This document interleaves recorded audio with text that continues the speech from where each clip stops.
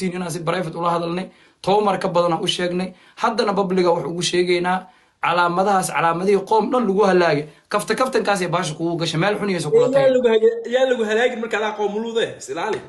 South Africa oo dhan waa cabsanaysa caawa ilaali chill game ka ciyaar khaniisnimadani iyo istubeyntan ka bax haddii kale waa lagu sameeyaa waxaan حسبك بس يا ري ولا يلا ضد أنا شو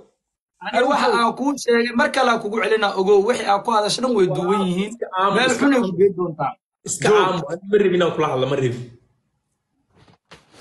ما تنو وحكار لا واحد دقة واحد يلا نما يقبو نما انقبا سامان كادلا حديث تم ما الحين كوجيني ما الحين كاردين وكل هذا اللي واحد بدنا وحكو شيء سيب كوشاي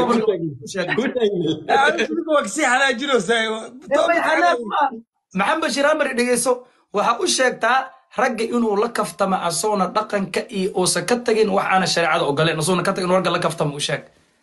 shamaru ku cilcili caawa kaligeed waa 1 2 3 4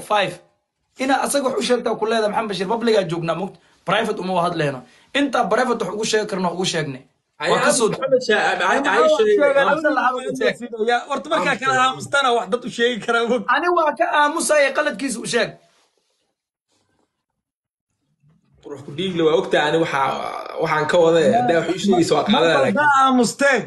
bas way wanaagu ay idin gaari